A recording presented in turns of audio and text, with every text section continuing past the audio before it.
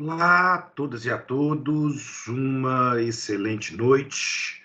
Sejam todos bem-vindos para o nosso encontro, onde o objetivo é, num primeiro momento, revisitar os recursos de apelação que foram apresentados pelos senhores e, na sequência, trabalharmos aqui um recurso cível novo, que é o agravo de instrumento.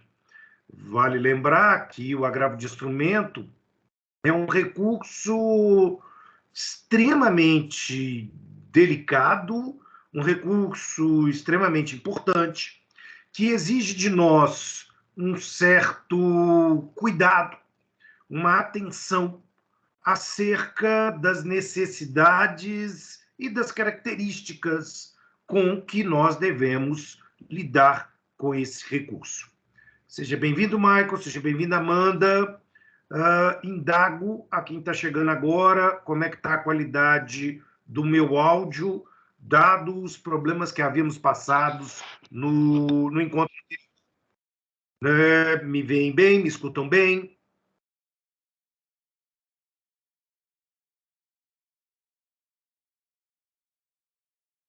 Ótimo, excelente.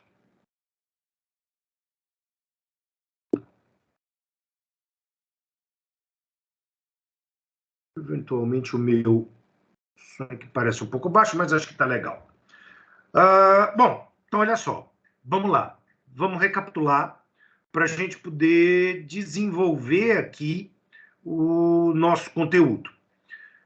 Como combinado, eu quero iniciar aqui propriamente a aula voltando ao recurso de apelação.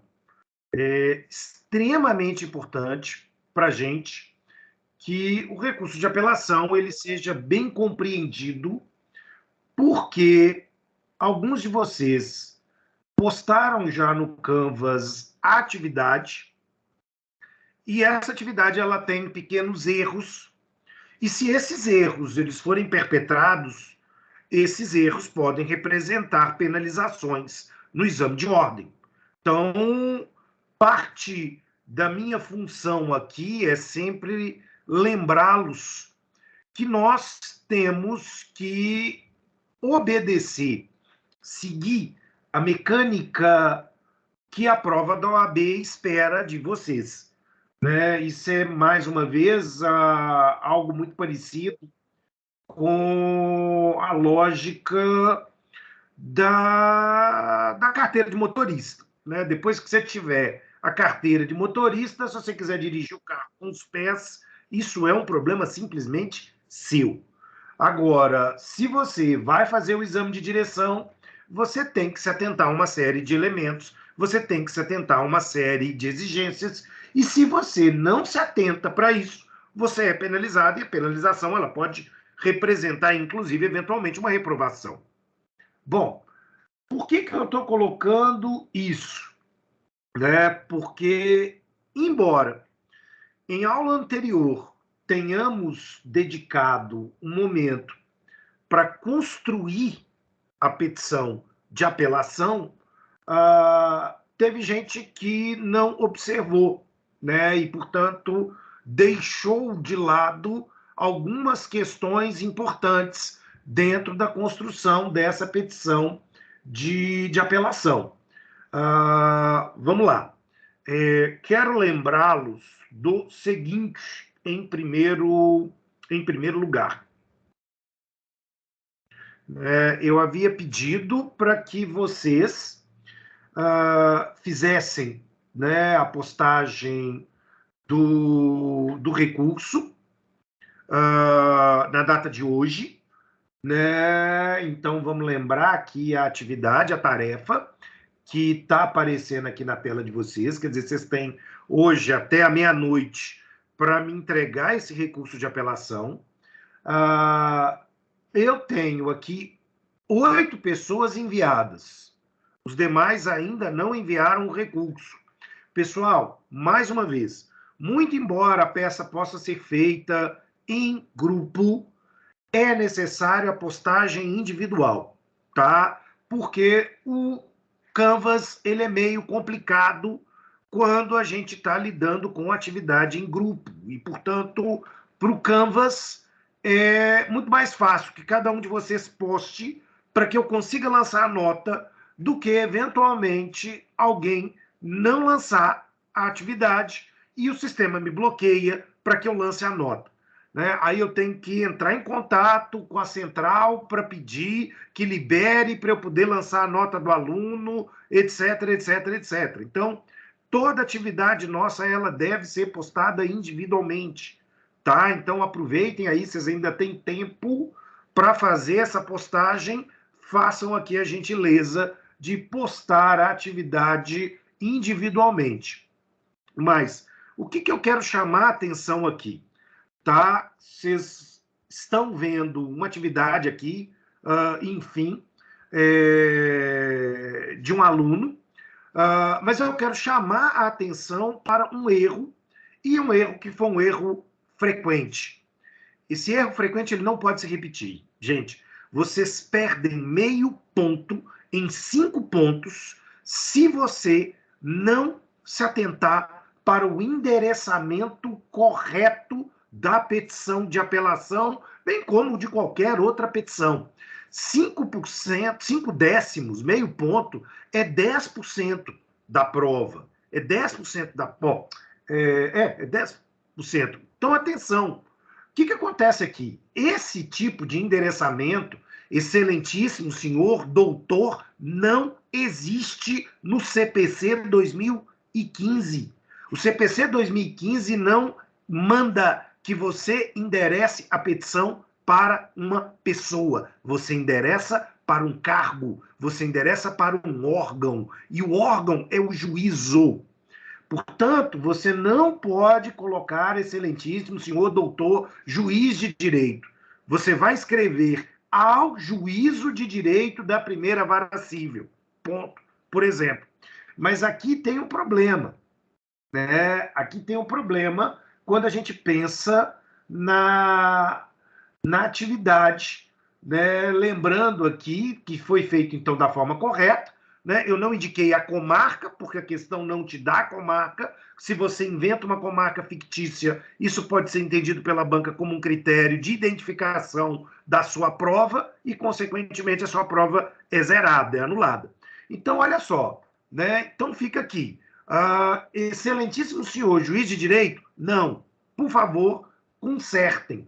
Né? E aí é o problema, porque, como eu disse, isso volta a aparecer. Ó, Eduarda está aqui, né? E a atividade de Eduarda tem o mesmo erro. Excelentíssimo senhor doutor juiz de direito. Não, isso aqui não pode ser levado a sério. Né? Vocês têm que lembrar aqui do artigo 319, inciso 1 do CPC, que fala do juízo.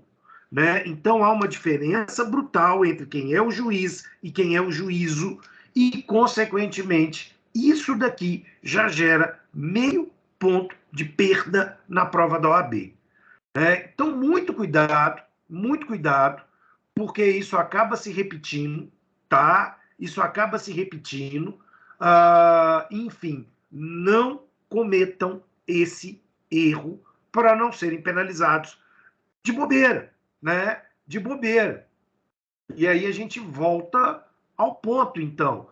Eu não posso falar do excelentíssimo senhor juiz? Não. Você vai endereçar a sua peça, observem aqui, né, ao juízo da comarca, né, ao juízo de direito ou ao juízo da primeira vara civil da comarca Y. Ponto. Ponto. Tem uma diferença muito grande com, consequentemente, a construção da peça nesse sentido. Tá? Muito cuidado, porque, caso contrário, vocês recaem num erro, e esse erro ele pode ser um erro fatal. Ele pode ser um erro de perda de ponto. Aqui, eu quero chamar a atenção também para um outro problema, que vocês precisam se atentar. Pode parecer chatura minha, né? Mas, na verdade, é o critério de avaliação da banca da OAB. Bom, qual é o problema que eu quero chamar a atenção? Se você tem um tópico sobre os pedidos, o verbo é pedir, o verbo não é requerer. Existe uma diferença técnica em direito processual entre pedido e, consequentemente, requerimento. E aí vocês não podem cometer esse erro. Ah, mas muita gente na prática faz isso. Faz, mas está errado. Quando você fala de pedido, o verbo aqui, então, é pede-se. Se fosse requerimento, aí você dizia requerer. Eu não posso confundir. Você perde meio ponto no exame de ordem. E se você erra o endereçamento, e se você erra a conclusão da sua peça, você já perdeu 1 ponto em 5 pontos. E, portanto, você já perdeu muita coisa nesse exame. Né? Então, muito cuidado nesse contexto. Muito cuidado nesse contexto, para que você não seja penalizado. Né? Então, aqui, volto de novo à peça. Você não vai falar em requerer, você vai falar em pedir. Requerimento, inclusive, na petição de apelação, é feito para o juízo ACO. Você não faz requerimento para o juízo adquem. Isso é um erro, isso é uma confusão que também não pode perpetuar. Quando você lida com requerimento, o requerimento está aqui, ó. O requerimento está aqui, na primeira parte da petição. Na primeira parte da petição.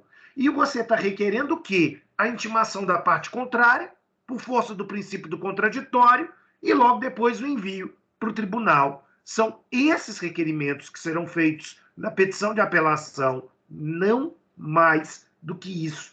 E esses requerimentos, eles são de responsabilidade do juízo ACO. O tribunal já recebeu a apelação com os autos inteiros, já recebeu as contrarrazões, caso o recorrido queira apresentá-las, e, portanto, não tem que requerer nada para ele. Tá? É preciso ter essa ideia de dualidade entre a petição de interposição e as razões recursais. E, portanto, quando você está lidando com a petição, aqui, ó, no seu final, você está falando de pedido recursal.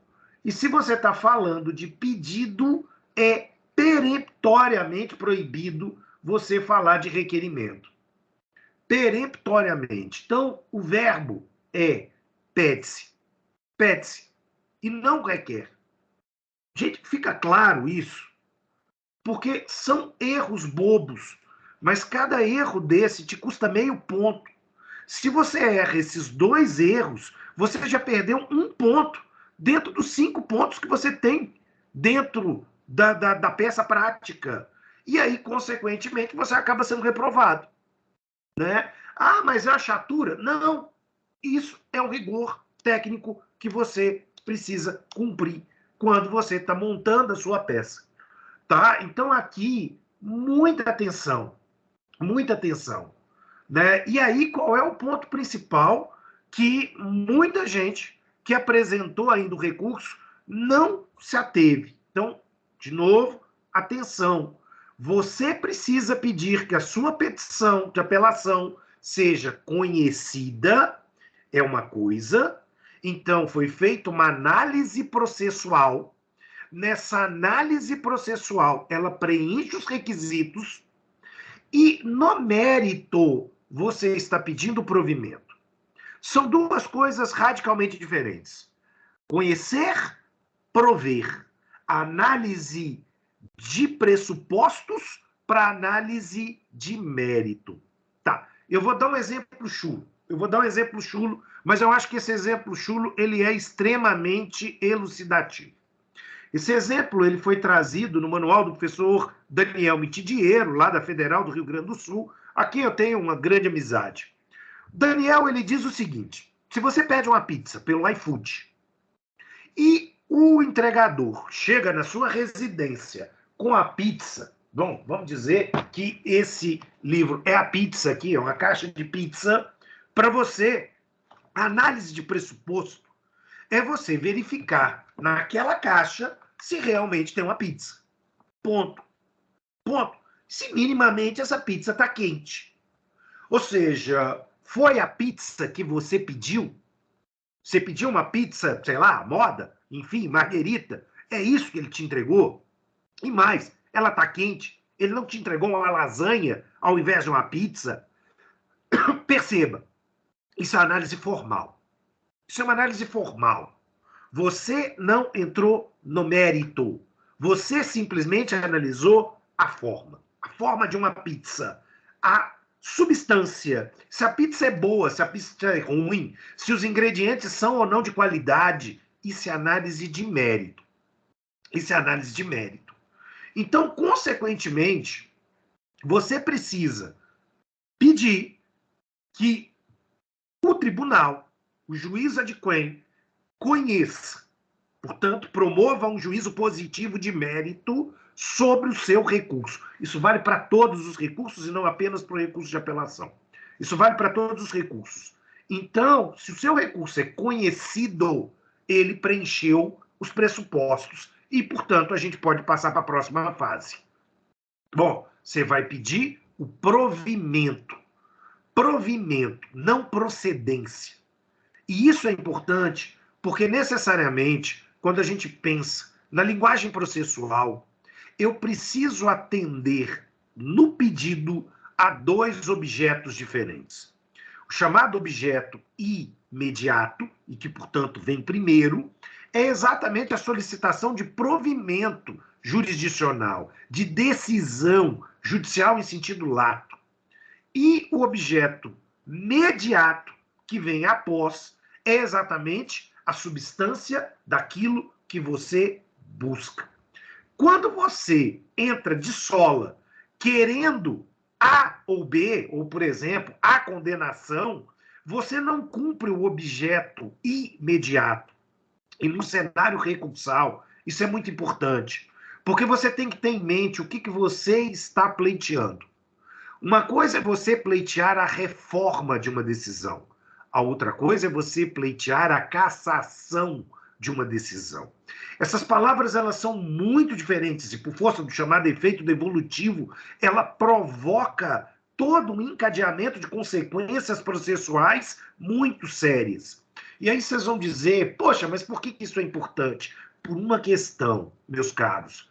O judiciário está atrelado àquilo que você pede. E se você pede mal, você recebe uma decisão diversa daquilo que você, na verdade, pretendia. Portanto, é extremamente importante que vocês tenham cuidado na seleção das palavras que vão produzir os efeitos da conclusão do seu recurso. O que eu quero dizer? Se você pede a anulação ou a cassação de um provimento, seja uma decisão interlocutória, seja ele uma sentença, você pede que o tribunal envie os autos para o primeiro grau, para que o primeiro grau rejulgue. Você não está autorizando o tribunal a entrar na discussão de mérito, porque você está alegando, e supostamente em toda a sua estrutura da sua causa de pedir, que o seu recurso ele é motivado única e exclusivamente por um erro formal, processual. Ou seja, você não está dizendo que o provimento está errado, que o juiz aplicou o ordenamento jurídico de direito material de maneira equivocada. Você está dizendo que há uma nulidade naquele provimento. E por força do princípio do duplo grau, essa nulidade só pode ser corrigida a princípio, em regra, salvo os casos dos parágrafos 3º e 4º do artigo 1013, pelo juízo de primeiro grau, pelo juízo ACO, pelo juízo que produziu a decisão. Ele vai ter que voltar, receber os autos e produzir uma nova decisão. Se você pede a reforma, você está autorizando o tribunal a entrar no mérito daquele provimento do ponto de vista da aplicação do direito material. Por que isso é importante? Porque você está dizendo para o tribunal: eu reconheço que o provimento não tem vícios. Eu reconheço que não há nenhuma nulidade que poderia macular a validade e a eficácia jurídica daquele provimento jurisdicional. Logo, eu quero discutir a sua substância e não a sua forma. Bom, qual é o problema? A partir do momento em que você faz uma escolha como essa, você necessariamente abre mão de discutir aspectos processuais e aceita discutir apenas aspectos de direito material.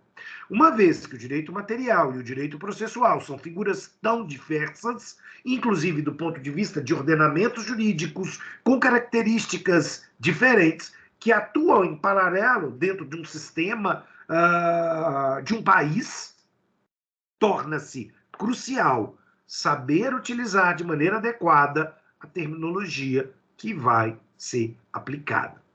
Né? Então, isso pode parecer uma bobagem, mas, na verdade, essa bobagem pode também custar ponto. Né? Pode também custar ponto de vocês no exame de ordem, se vocês não tiverem esse cuidado de trazer aqui toda a construção do pedido da forma mais completa possível. Caso contrário, a decisão ela pode acabar sendo perpetrada porque você usou mal do recurso que você tinha disponível, e ao usar mal do recurso que você tinha disponível, você fica prejudicado. Então, muito cuidado com esses detalhes, porque esses detalhes vão fazer muita diferença quando a gente estiver lidando com a construção da peça numa realidade de exame de ordem, né? Então, isso é muito importante, né? Isso é muito importante. É necessário que vocês tenham o máximo de cuidado para que, consequentemente, a peça não saia com vícios e, em razão disso, não haja nenhum tipo de penalização.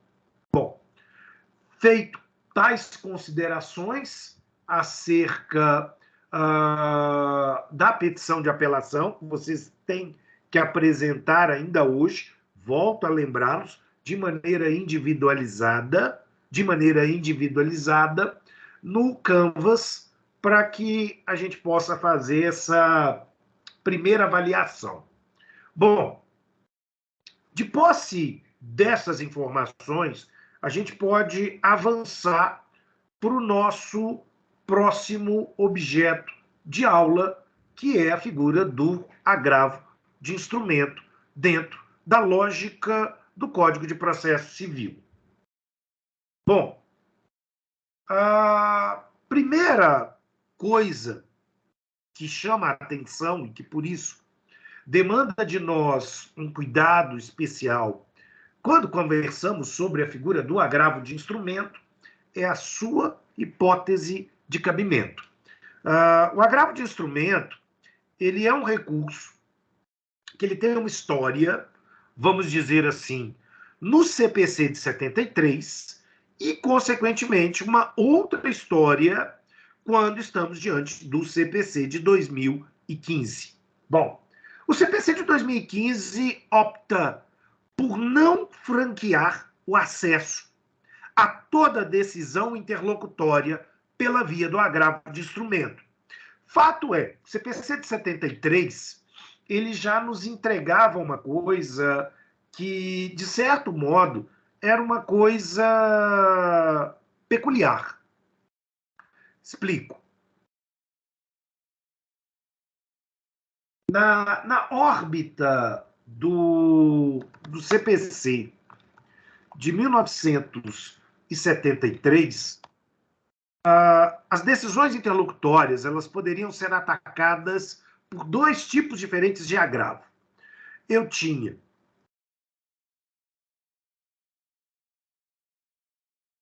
agravo de instrumento, e num segundo momento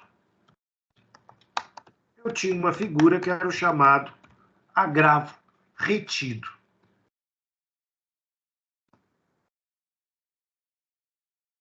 Qual era a ideia do legislador naquele contexto? O agravo de instrumento, ele seria utilizado para decisões interlocutórias urgentes. Decisões interlocutórias urgentes. E, consequentemente, o agravo retido seria usado para decisões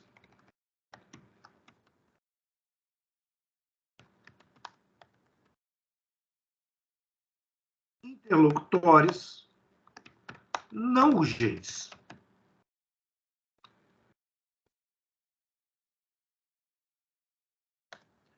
Não urgentes. O que vai definir, na lógica do CPC de 73, o que é urgente do não urgente? Basicamente, a atividade da jurisprudência. A atividade da jurisprudência. A atividade da jurisprudência vai, pouco a pouco, dizendo, olha, isso é um caso urgente, isso não é, então isso pode ser usado via agravo de instrumento, isso não pode, isso vai ser o caso de agravo retido, e a coisa era definida jurisprudencialmente, de certa maneira, também com a colaboração da doutrina dentro do caso a caso do, como diriam os ingleses, do judge-made law. Né? É o case law definindo para nós aqui os contornos do que é urgente e daquilo que não é urgente. Bom, uma decisão sobre tutela provisória é urgente. Uma decisão sobre inversão do ônus da prova é urgente. Agora, às vezes, o indeferimento de uma prova pericial pode ser algo que dá para esperar. Qual era a lógica nessa separação entre decisões urgentes e decisões não urgentes? Primeiro, eu preciso levar em consideração que quando nós estamos falando de decisões interlocutórias de primeiro grau, nós estamos diante de uma situação dentro da qual, mais ou menos, 280 decisões interlocutórias podem aparecer.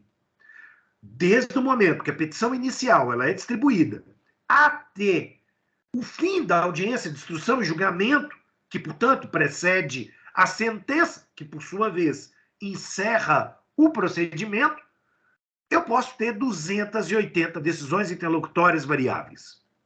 Bom, aí entra o problema. Se eu tivesse apenas um recurso para atacar as decisões interlocutórias, e caso eu não as atacasse, ocorreria o fenômeno da preclusão, portanto, não haveria a possibilidade de recorrer depois da sentença, porque no meu silêncio eu haveria concordado, né, eu teria aquecido com o resultado do processo, o resultado da decisão interlocutória, perdão, né, eu teria que interpor um agravo de instrumento. Mas o grande problema é que isso geraria, primeiro, uma avalanche de agravos de instrumentos, e essa avalanche de agravos de instrumento, de maneira bastante simples, tumultuaria o tribunal, né? Geraria aqui um congestionamento simplesmente absurdo de demandas, e isso vai atrapalhar, por óbvio, né, o bom funcionamento do processo. Bom, logo, em razão disso, o que nós vamos encontrar é a necessidade de dar um tratamento diferenciado. A título de curiosidade, né, quando você pensa no processo do trabalho, e aí eu não estou escapando o objeto da minha aula, né, no processo do trabalho, as decisões interlocutórias, nenhuma, mesmo as mais urgentes, como, por exemplo, aquelas que envolvem o pedido de tutela provisória, aquelas que envolvem definição de competência do juízo, são irrecorríveis de maneira imediata. São irrecorríveis de maneira imediata. Por quê? No processo do trabalho, você vai discutir as decisões interlocutórias quando o recurso chega no segundo grau após a existência de sentença. Lá, a apelação tem o nome de recurso ordinário, não confundir com recurso ordinário constitucional, mais à frente a gente fala dele. E esse recurso ordinário justo-trabalhista discute a sentença e as decisões interlocutórias que foram objeto de protesto. Né? Aí, o advogado trabalhista, tão logo ocorra uma decisão interlocutória, na primeira oportunidade que ele fala nos autos por escrito ou oralmente, sim, em audiência, ele tem que fazer, consignar o chamado protesto. Né? Então, ele tem que fazer aqui uma menção para que isso fique formalmente escriturado nos autos, onde ele diz: eu protesto da decisão interlocutória sobre a qual eu fui sucumbente, excelência. E aí, lá na frente, quando ele tiver no recurso ordinário, ele vai revolver essa decisão. Tá, mas isso tem um problema prático. Isso tem um problema prático gritante. Muitas vezes não dá para ficar parado, cruzar os braços e esperar a decisão interlocutória produzir os seus efeitos para que, ao final do processo justo-trabalhista, depois de 2, 3 anos, você vá discutir aquela decisão interlocutória. Por óbvio, muitas vezes, os efeitos e as consequências dessa decisão interlocutória podem ser tão nefastas, tão agressivas, que mesmo o tribunal, analisando aquele protesto lá no seu recurso ordinário e diga: o recorrente tem razão, a Inês é morta. Seria como chorar sobre o leite derramado, diria minha afinada avó, que gostava muito de ditados. Ou seja, não vai ter como voltar no tempo e não vai ter como impedir a produção e apagar esses efeitos. Exatamente, Lucrécio. Aí a gente volta ao manta processual fundamental, né? Que é o foda-se. Não dá para resolver, não dá para solucionar se você acabou deixando, por sua inércia, a coisa se perpetuar. Bom, e aí isso gera problemas. O processo civil, voltando para nós aqui, fecha, esquece o trabalhista lá. O processo civil, ele trabalha com uma lógica bastante diferente. Portanto, lá no Código de 73, ele tinha um recurso para decisões urgentes, um recurso para decisões não urgentes. E aí acontecia um fenômeno extremamente interessante, se você manejasse o agravo de instrumento. E o tribunal entendesse que o recurso que você está utilizando, ele não seria um recurso urgente, ele converteria o seu agravo de instrumento num agravo retido. Então, ele desceria para o primeiro grau, acostaria o seu agravo de instrumento nos autos em anexo, e ele seria analisado lá quando a sua apelação eventualmente fosse, então, interposta. No caso a caso, a jurisprudência, a doutrina, definiram para nós o que era ou não era urgente. Né? Então, a gente conseguiu desenvolver um critério bastante diferente para poder lidar com essa questão. Bom, onde eu quero chegar? Né? Estamos falando aqui do CPC de 73, e aí agora a gente precisa fazer o nosso transporte para o CPC de 2015. E aí, quando a gente está lidando com o CPC de 2015, eu preciso chamar a atenção para duas situações. Duas situações que são duas situações extremamente importantes. Bom, a primeira situação a gente já comentou sobre isso, né? E depois a gente vai entrar na situação do artigo 1015. A primeira é o 1009 e depois é o 1015. Mas eu quero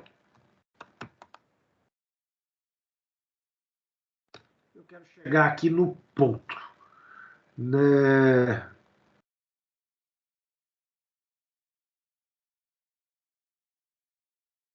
Eu quero chegar aqui no ponto. Deixa eu dar um Ctrl F. E se for o caso, ampliar aqui para vocês. Já já eu compartilho a minha tela para facilitar a visualização.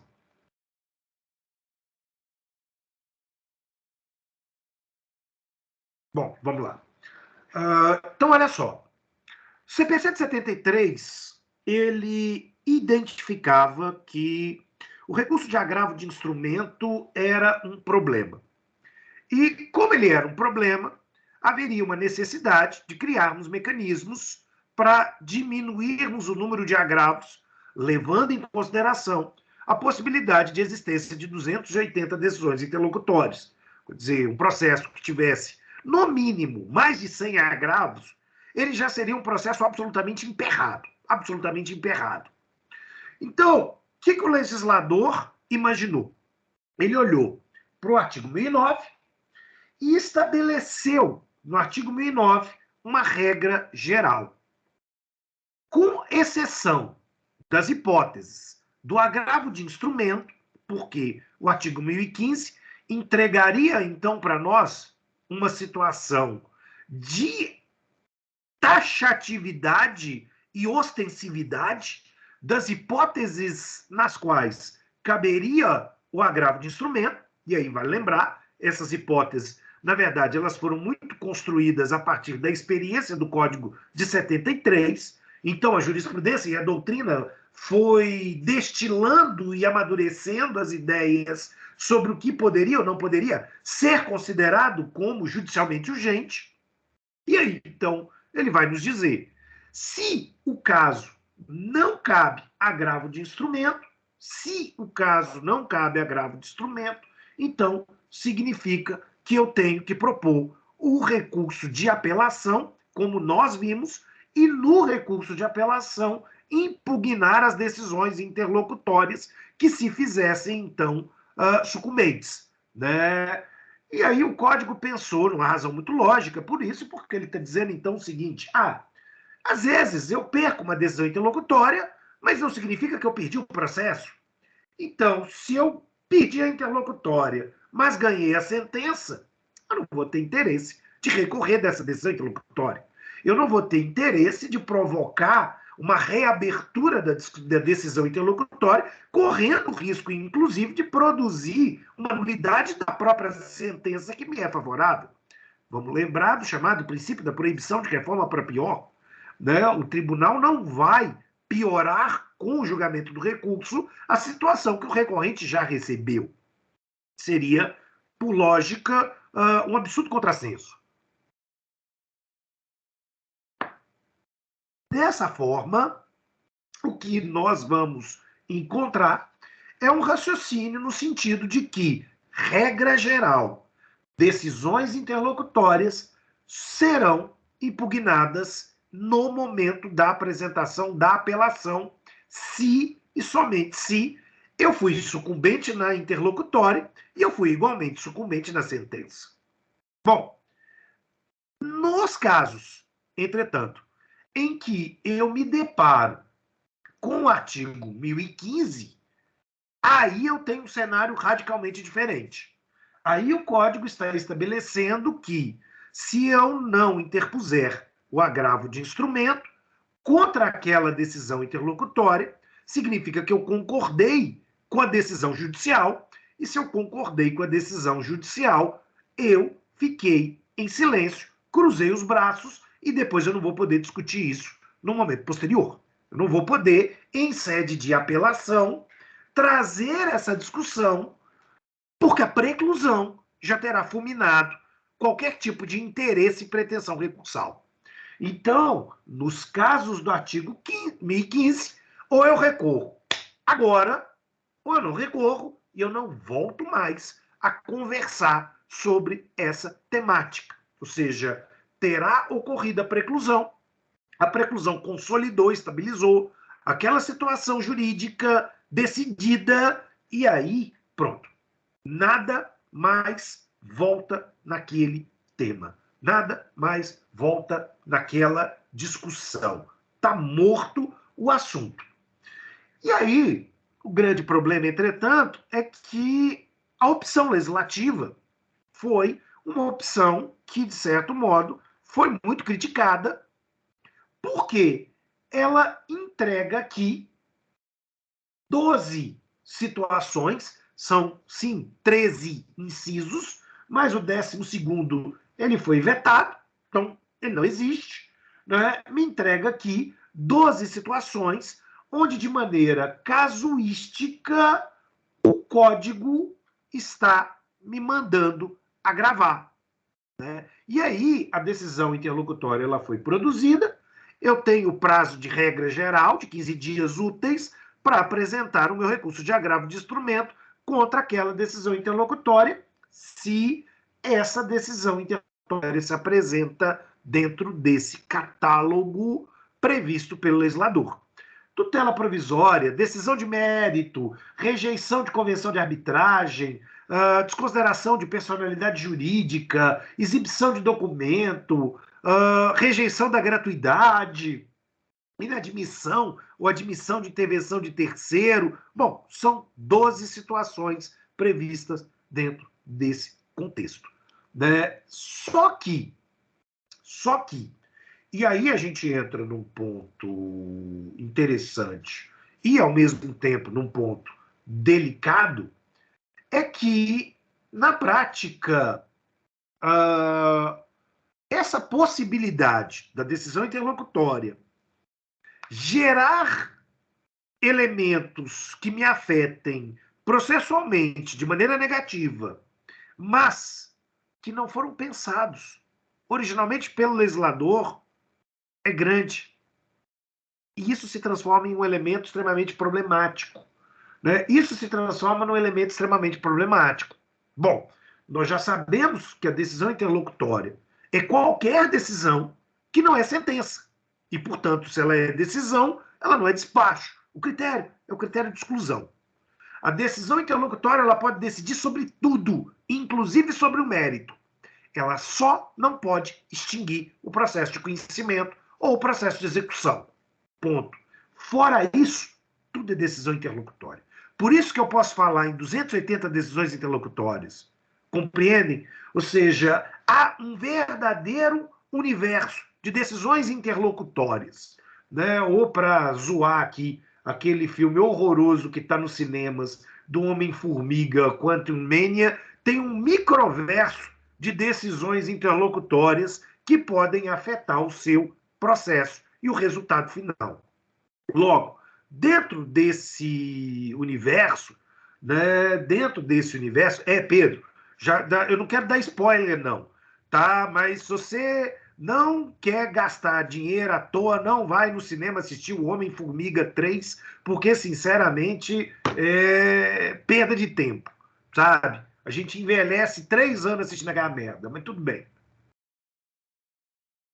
Hashtag falei, fui sincero.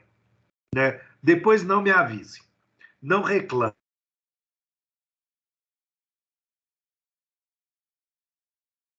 Desenho desses filmes de super-herói. Né? Enfim, eu sou nerd, mas, porra, um filme vagabundo, mal feito, igual que eles entregaram ali, ninguém merece, não. Ah, não, ninguém merece, não. Ainda mais que cinema tá caro, pipoca tá cara, enfim. Né? Deixa para sair na Disney Plus e aí daqui a 40 dias você assiste. Melhor coisa que você faz. O idiota aqui que foi retardado. Mas, voltando. Né? Voltando aqui ao nosso ponto. Então, quando a gente lida com a recursividade do agravo de instrumento, na prática, o que nós vamos perceber é que o Superior Tribunal de Justiça precisou enfrentar uma discussão se seria possível ou não, definir como taxativo as hipóteses do 1015. Né? Quer dizer, se eu venho para cá e entendo que só é possível agravo de instrumento nesses casos, e se nos demais casos eu não posso falar, eu entro numa situação que é uma situação extremamente complicada. Né? Então, quando a gente vai caminhando para o universo do CPC 2015, entender artigo 1015.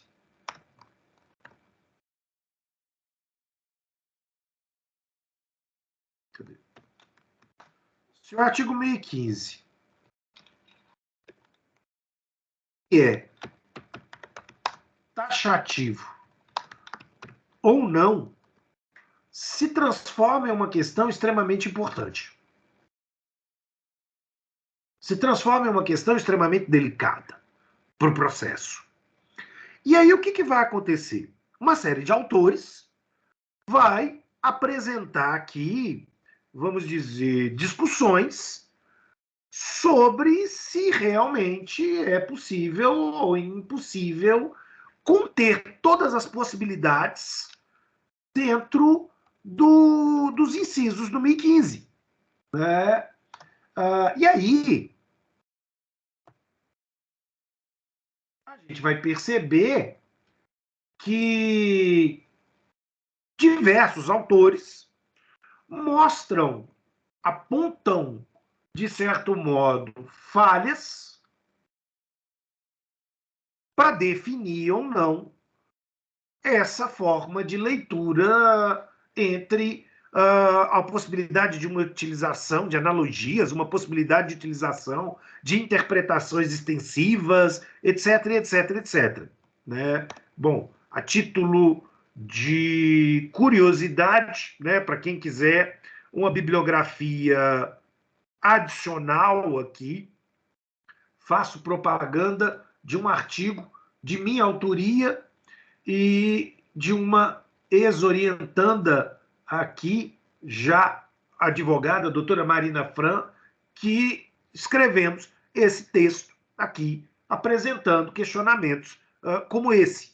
Né? Na verdade, esse texto ele foi parte do parecer que foi apresentado pela OAB-MG, que eu e a Marina redigimos, para o Superior Tribunal de Justiça, exatamente apresentando a tese da interpretação extensiva, né? Tentando convencer o STJ de que, na verdade, a gente não poderia usar da taxatividade. De uma maneira bastante complicada, só para recapitular, o Superior Tribunal de Justiça se viu dentro de 3 posições. Admitir que a recorribilidade do agravo de instrumento é sim taxativa, e aí de uma maneira muito parecida com o processo trabalhista, não admitir o agravo de instrumento fora desses casos, mas isso traz um efeito colateral extremamente complicado, porque se você não pode admitir o agravo de instrumento, você acaba abrindo margem para a utilização do mandado de segurança.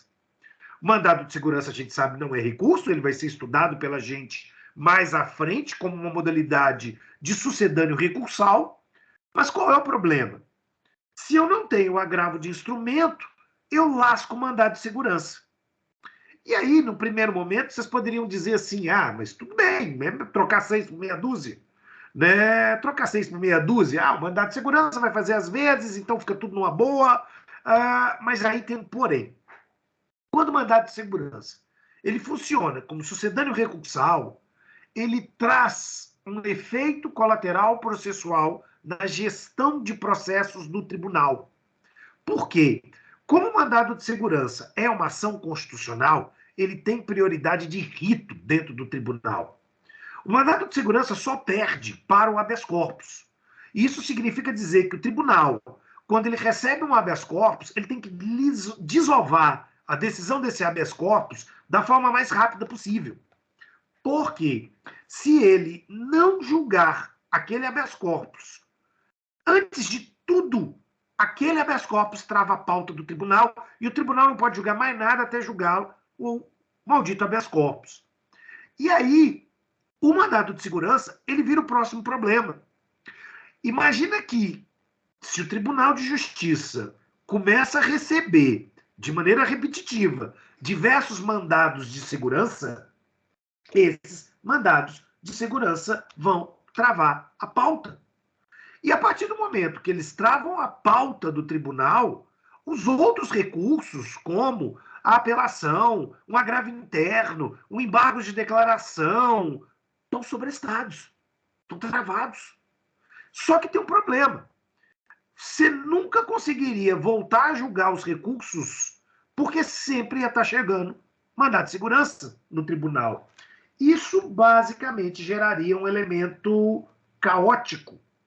E, portanto, esse elemento caótico não comporta ou não poderia aqui nos conduzir a uma forma melhor, né? Uma forma melhor de enfrentarmos o problema.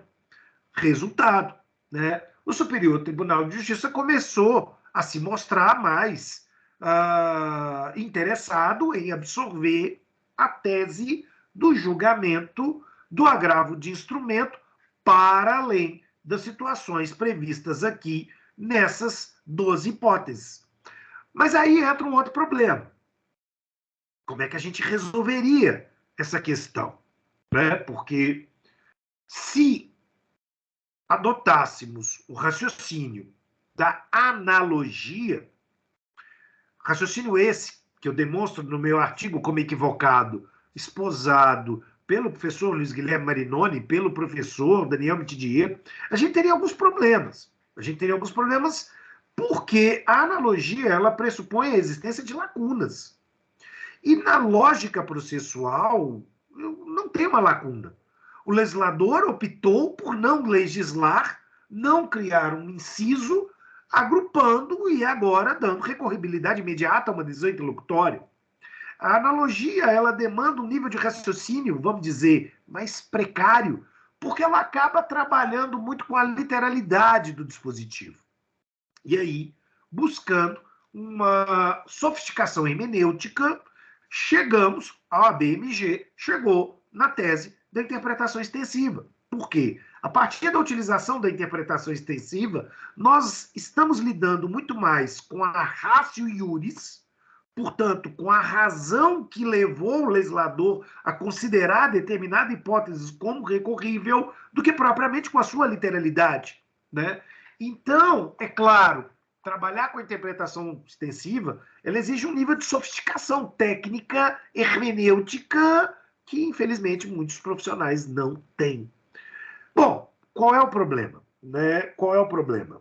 Dentro da forma com a qual o Superior Tribunal de Justiça vai enfrentar o caso e produzir aqui o chamado precedente que vai culminar com a tese da chamada taxatividade mitigada, a gente se deparou com um outro fenômeno, né? E com uma outra forma e com uma outra lógica esboçada pelo Superior Tribunal de Justiça.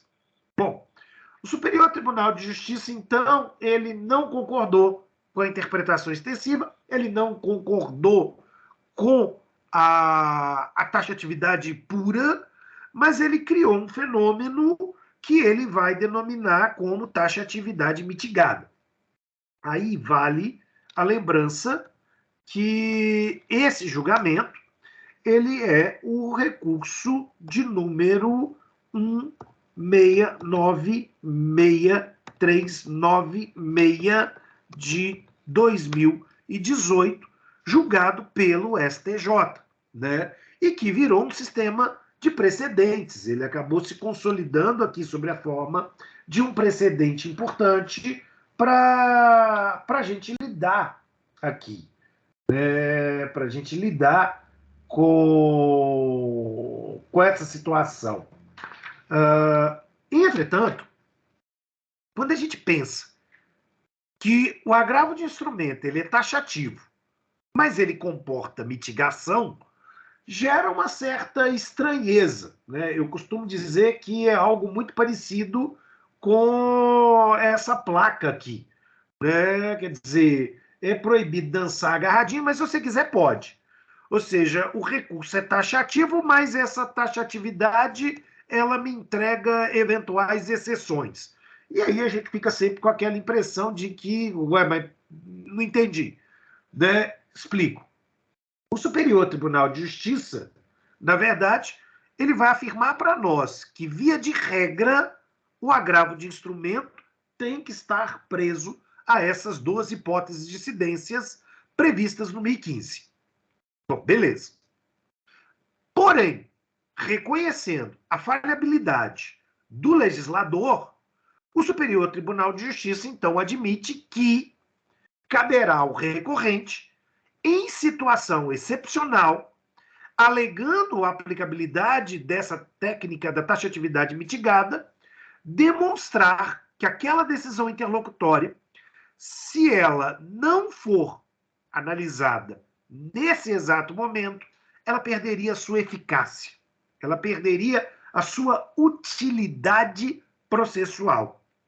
Bom, com isso, o Superior Tribunal de Justiça já identificou logo de cara, ao julgar esse precedente que eu coloquei aqui em cima no chat, duas situações que são talvez bem visíveis, bem exemplificativas. Bom, situação número 1, a decisão sobre competência do processo, né? E aí vale a pena a gente voltar aqui para a gente imaginar que, se nós estamos falando sobre uma situação de competência, imagine que, se eventualmente o processo ele é proposto para o juízo competente e, ao longo do processo, diversas atuações do juízo forem produzidas, vamos dizer aqui, com a declaração de incompetência por uma eventual decisão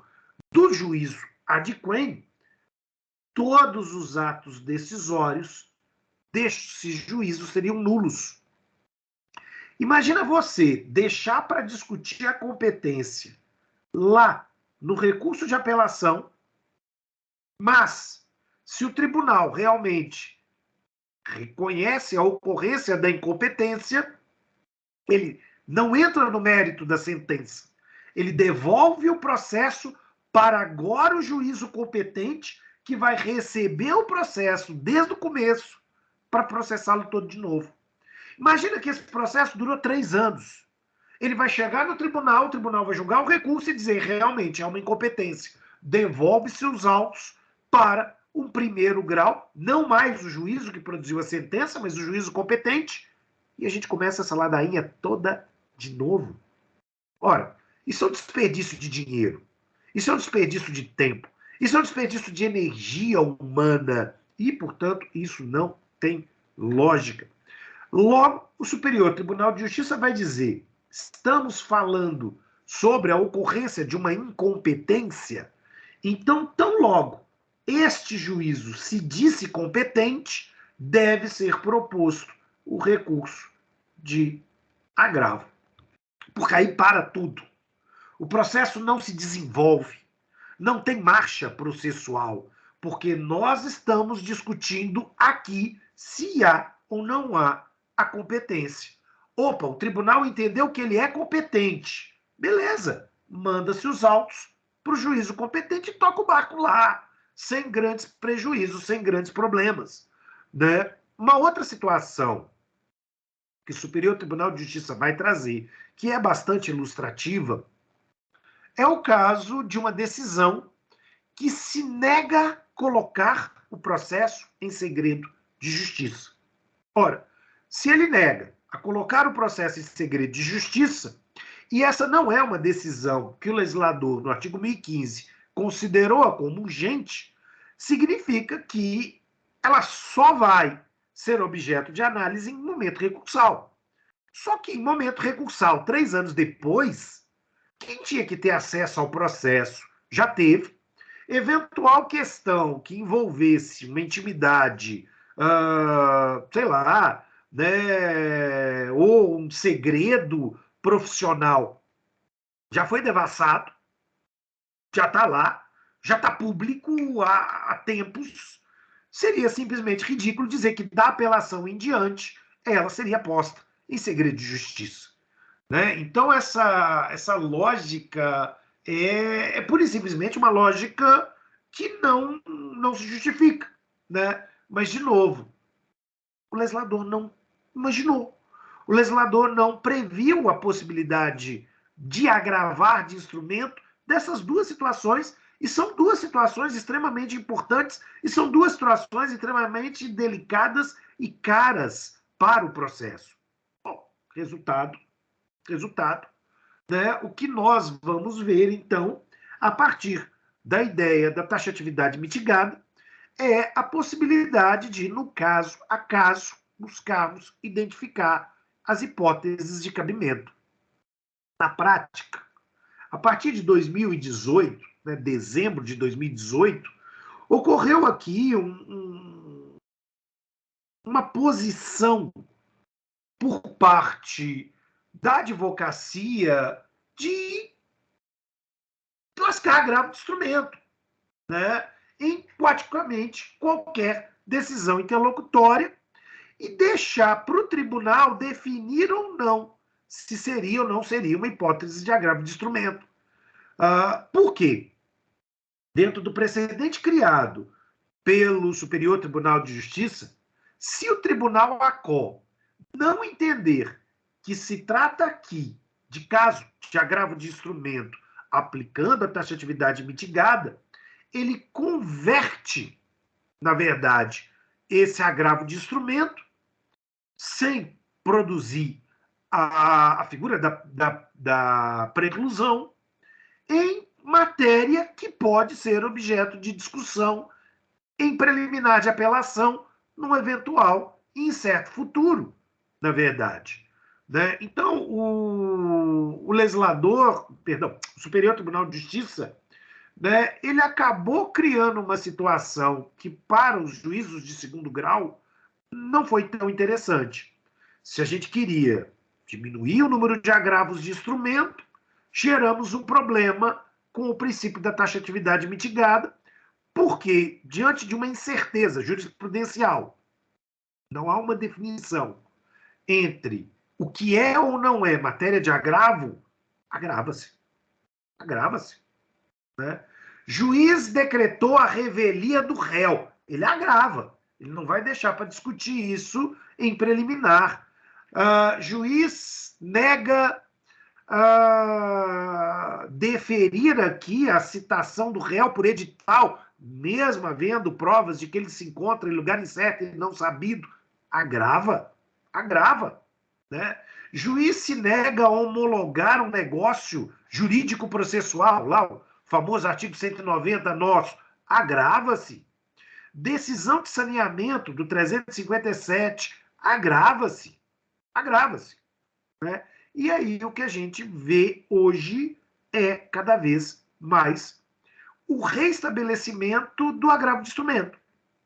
O agravo de instrumento volta então a ser mais usado num primeiro momento, lá de 2016 até 2018, ele havia entrado em declínio e hoje há uma possibilidade muito grande de sua utilização. Bom, aí eu sei que nesse momento alguns podem estar pensando o seguinte: tá, mas por que o Pedrão gastou 1 hora da aula para a gente falar sobre isso? Porque exatamente as provas da OAB têm trabalhado questões envolvendo a discussão do precedente posterior de 2018. Ou seja, é importante que vocês identifiquem numa situação a possibilidade do agravo imediato. Só que se você tiver que elaborar um agravo de instrumento que verse sobre o princípio da taxatividade mitigada, antes de tudo, logo depois de expor o caso, você vai ter que fazer uma preliminar no seu agravo de instrumento, falando da necessidade de receber o agravo, muito embora não haja previsão para tanto, por força do princípio da taxatividade mitigada.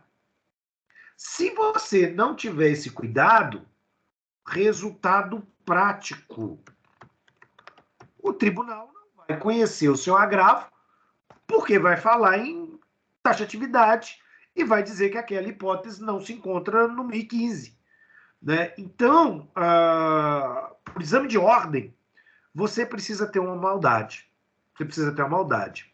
Você vai precisar se atentar para poder trazer na peça essa referência ao princípio da taxatividade mitigada.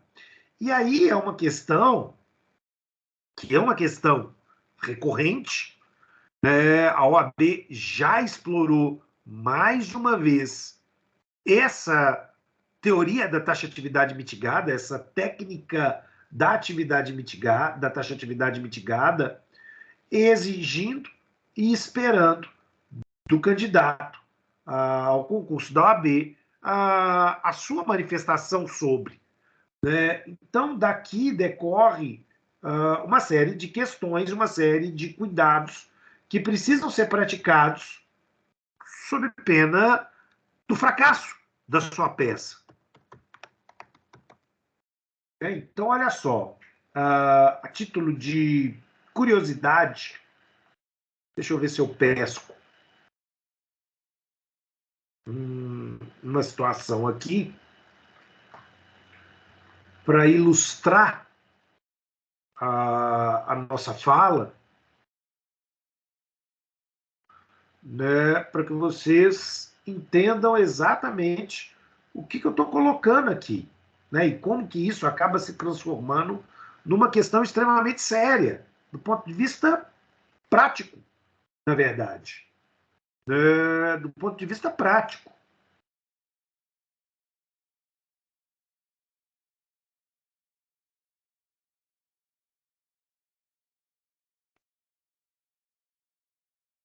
Olha só.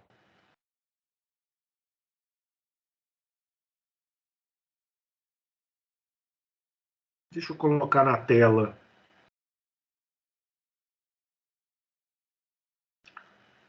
Um agravo. Vou expandi-lo aqui. Né? Um agravo. Para quem ainda não viu, que eu ainda não mostrei, nós vamos explorar, nós vamos fazer um agravo em outra aula, na verdade, mas nesse primeiro momento eu quero que vocês visualizem como então a petição do agravo é. Mas onde eu quero chegar e onde é o problema? Né? Onde é o elemento mais delicado, digamos aqui, para o nosso agravo de instrumento? Trazer aqui, né, trazer aqui a discussão da taxatividade mitigada. Né? Trazer aqui a discussão da taxatividade mitigada. Então, quer dizer, se você observa, a petição de interposição ela vai ser dirigida e ela vai ser analisada pelo relator e ela vai trazer os pressupostos de cabimento básico do agravo de instrumento, a gente vai encontrar aqui a necessidade de fazer manifestação, então, a tese da taxatividade mitigada. Né? Quer dizer, qual é o problema aqui? Eu agravei de instrumento de uma decisão do juízo de primeiro grau que deferiu uma perícia e eu entendo que essa perícia, no caso, seria uma perícia absolutamente inútil. Ou seja, essa perícia atrasaria o processo, essa perícia implicaria em gastos, inclusive com pagamento dos honorários do perito, mas no fundo, ela não estaria discutindo nada de útil para o processo. Isso vai contra o princípio da celeridade, isso vai contra o princípio da razoável duração do processo, isso vai contra a ideia de economicidade processual, etc, etc, etc. Né? Mas, enfim. Aí, o que eu fiz? Lasquei o agravo de instrumento. Ora, porque se eu for discutir em grau de apelação se a perícia deve ou não ser realizada depois que a perícia já se realizou, depois que o meu cliente já pagou por uma perícia de ofício, requerida de ofício pelo juiz, bom, inútil. Né? Voltamos lá ao mantra processual fundamental que o Lucrécio bem lembrou. Foda-se, aí cagou tudo, aí não vai resolver. Bom, resultado, precisei agravar de instrumento para exatamente criar aqui um obstáculo para que o tribunal dissesse para o juiz de primeiro grau: ô filho, a perícia é inútil, logo não vai ter perícia, já pode passar para a sentença e toca o barco. Mas, de novo, não há a opção. Ora, se eu venho aqui no CPC e no artigo 1015, eu não tenho uma opção de agravo de instrumento para impedir perícia. Então, resultado, eu vou ter que falar de desnecessidade, eu vou ter que falar de uma decisão sobre a qual pode trazer de maneira irreversível um dano para o processo. Então, eu explico, você faz aqui um pequeno parágrafo ou 2 ou 3 falando sobre a ideia de taxatividade mitigada, a ideia de que a taxatividade mitigada, inclusive, ela é um tema de recurso repetitivo, tema 988, e que tem uma tese. A tese é, quando verificada a urgência decorrente da inutilidade do julgamento da questão lá no momento de interposição da apelação, sim, é caso de mitigarmos a taxatividade do 1015 e autorizarmos a interposição imediata do recurso de agravo de instrumento. E aí, o que vai acontecer? Você vai exatamente lançar essa questão para criar aqui a hipótese de cabimento, para que o tribunal, conhecendo da sua questão, você faça essa alegação. Aqui é o mesmo problema. Você vai propor o agravo de instrumento, então você vai falar do cabimento por conta da decisão da tese 988, por conta da taxatividade mitigada. De novo, volta-se a falar da taxatividade mitigada, etc, etc. Volta a lembrar o tema 988, tá? E aí é um negócio muito importante, O tema 988, por ser precedente, ele pode ser cobrado, tá? Ele pode ser cobrado. É possível que você, ao fazer a prova, você acabe se deparando com uma situação que envolva a sua aplicabilidade e, portanto, cuidado. Muito, muito cuidado. Aqui com esse cenário, com essa situação.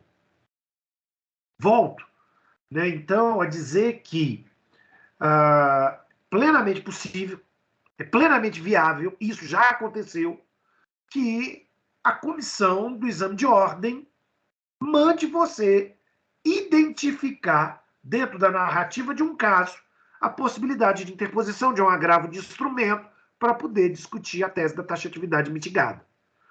Então, se isso acontecer, você tem que ter a maldade para, consequentemente, saber que você não vai esperar a petição de apelação e você vai imediatamente apresentar um agravo de instrumento. Bom, então, primeiro grande problema, primeira grande questão delicada que a gente precisa trabalhar. Os dispositivos do 1015 não esgotam as hipóteses de enfrentamento do agravo de instrumento. Então, muito cuidado, a OAB pode exigir, a OAB já exigiu, então vocês precisam ter atenção, vocês precisam ter muito cuidado com esse tipo de situação. Se não, vocês podem ter uma surpresa ruim, que é propor o recurso errado, e ao propor o recurso errado, tchau. Tchau e benção, volta no próximo concurso, porque você vai ser eliminado. Então, é muito importante identificar com muita tranquilidade, com muita segurança, as hipóteses de cabimento.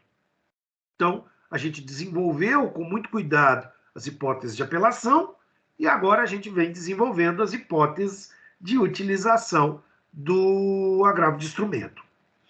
Bom, esse é um tópico longo, mas, enfim, fechamos essa primeira parte aqui para lidar com o agravo de instrumento, né? Então, a gente já consegue identificar quando eu vou ter a possibilidade de utilização desse recurso, e aí como, então, ele é diferente, né, da sua finalidade constitucional e legal trazida aqui pelo ordenamento jurídico. Bom, pergunta. Com relação a essa grande história, mas relevante história que eu trouxe, dúvida, né? Dúvida, sim, água. Obrigado, Lucrécio. Então, dúvida, podemos avançar. Ótimo.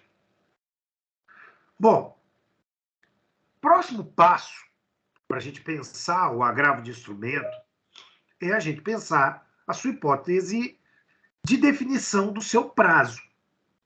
Nós não podemos esquecer que o CPC unificou, e com isso ele simplificou bastante, né, a definição do prazo dos recursos, porque ele trabalha com um prazo unificado de 15 dias úteis. Né, é o que vai dizer aqui o CPC no artigo 1000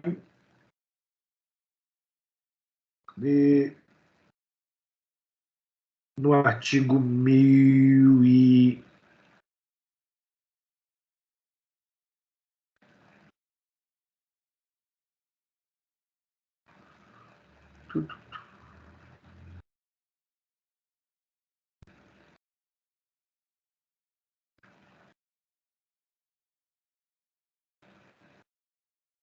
deixa eu localizar aqui,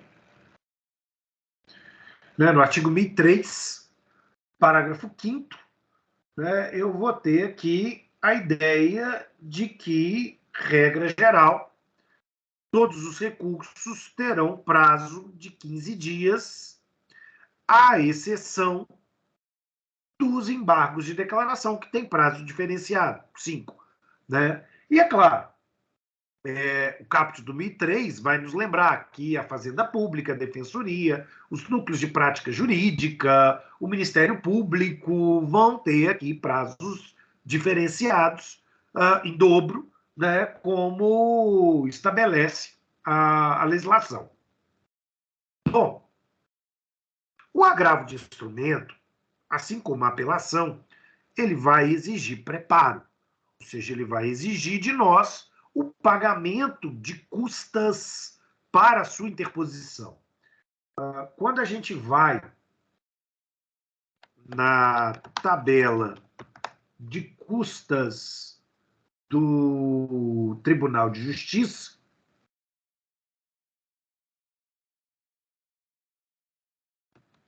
a gente vai encontrar lá as custas recursais. Deixa eu abrir aqui.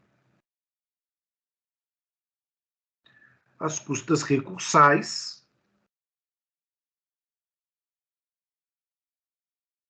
E essas custas recursais, no caso do agravo de instrumento, está definida aqui.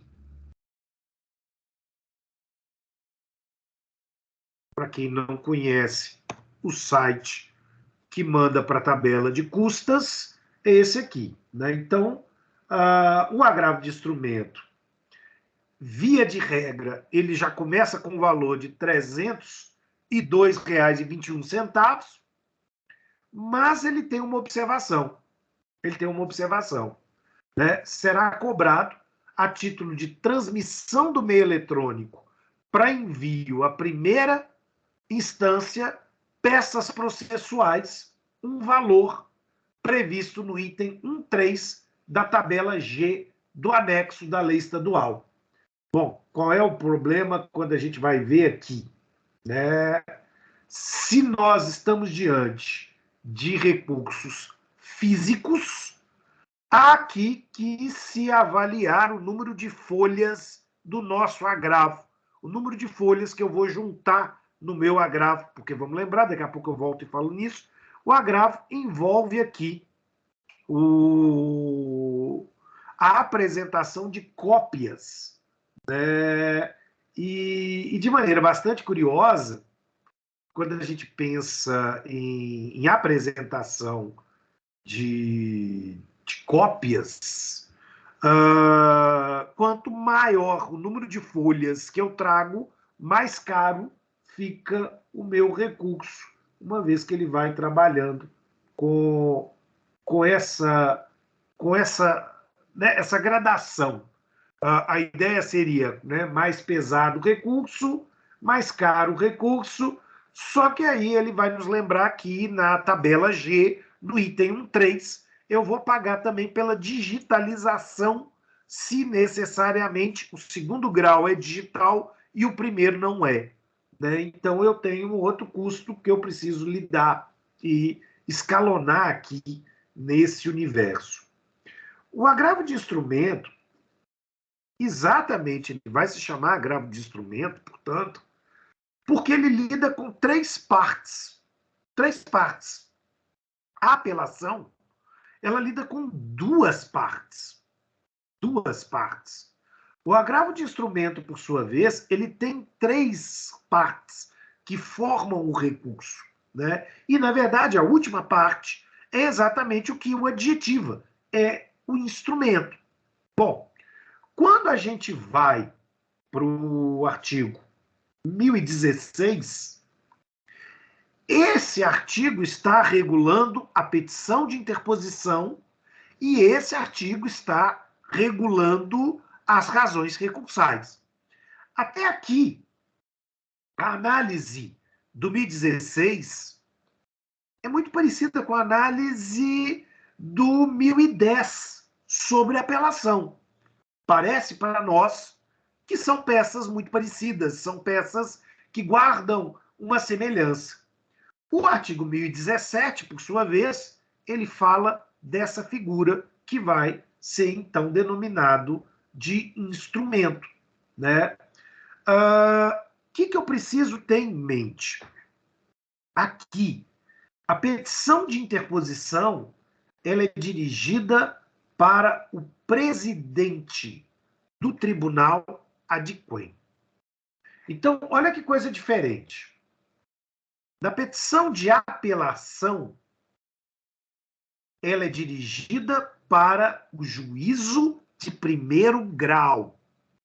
E aí eu volto à minha primeira fala para quem chegou atrasado.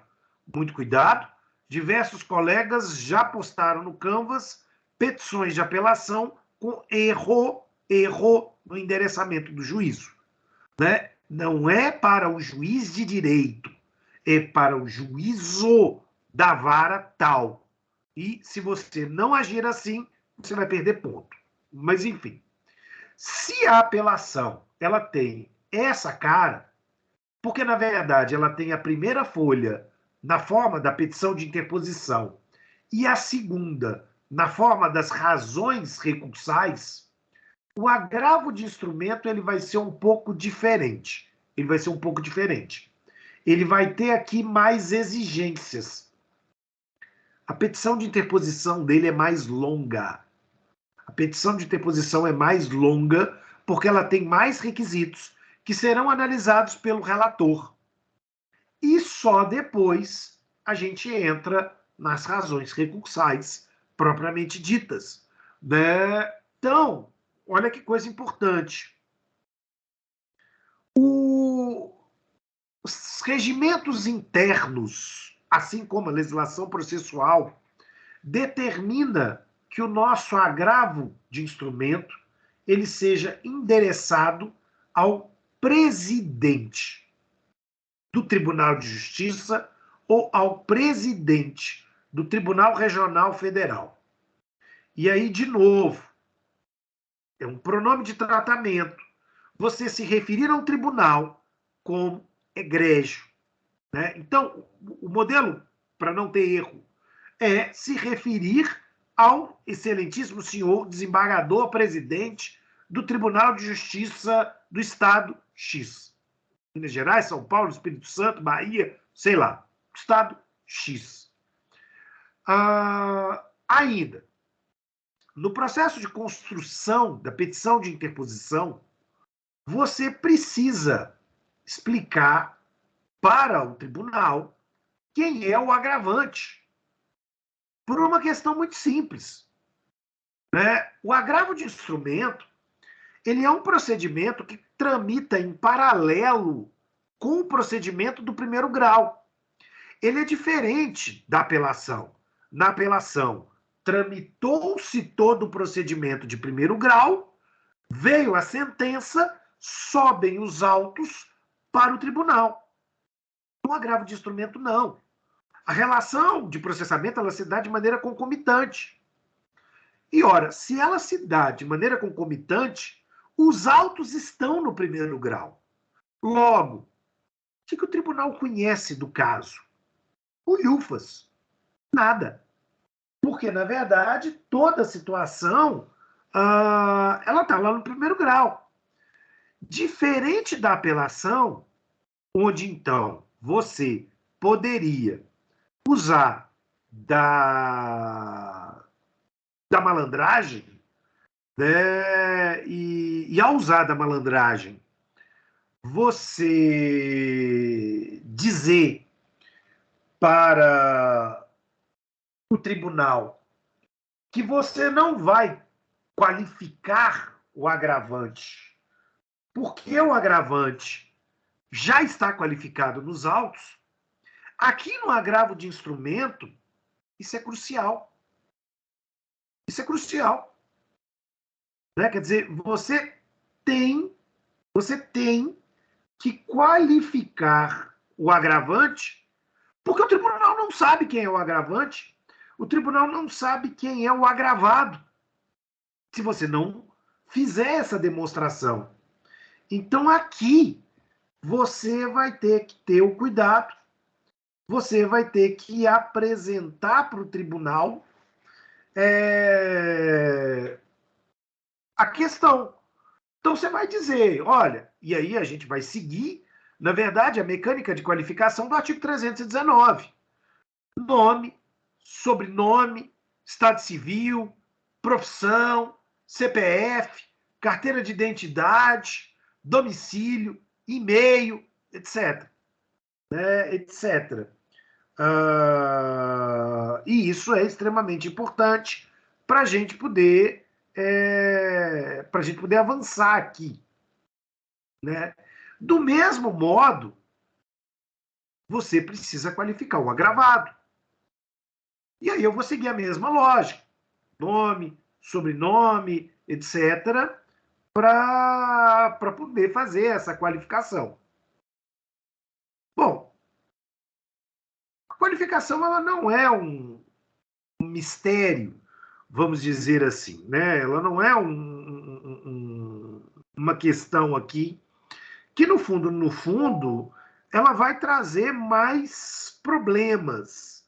Ela vai trazer aqui mais dificuldades.